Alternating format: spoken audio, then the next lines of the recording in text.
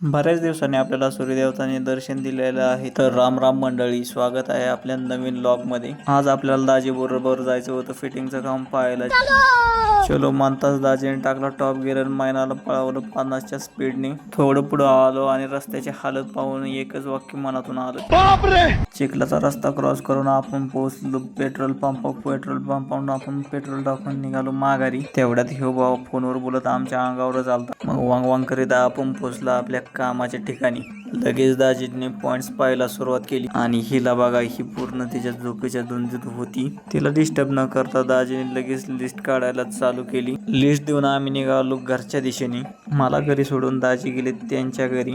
थोड्याच वेळात पावसाचं वातावरण झालेलं बघताच आपल्याला लागलं नारळ काढायचं काम. जेवढे नारळ हाताला येत होते ते हाताने तोडून घेतले आणि बाकीचे काठीच्या मदतीने पाडले. नारळ पाडून झाल्यावर म्हणलं चला आता थोडीफार आपण एडिटिंग करूया. एडिटिंग करीतच होतो की तेवढ्यात तात्या म्हणले चल ऊन पडले आता औषध मारून घेऊया. मग एडिटिंग सोडून आपण निघालो औषध मारायला. मी जाऊस तर तोपर्यंत तात्याने पंप भरून ठेवला होता. मग घेतला पंप पाठीवर लावली आणि रांग निघालो औषध मारायला. गवत एवढं वाढलं होतं की आपल्याला औषध मारायला एवढा त्रास झाला काय सांगायचं. आता गवत एवढं वाढायचं कारण म्हणजे ह्या लागून राहिलेला पाऊस. कसं तरी आपलं औषध मारून झालंच. आणि ह्या मंडळाचं चाललेलं इलेक्ट्रिशियनचं काम आणि यांनी आपल्याला मोकळं पाहून यांनी दिला आपल्याला फेस टाकायचं काम. चला तर भेटूया आपण पुढच्या ब्लॉग. जाता जाता हात मी व्ह्यू पहा.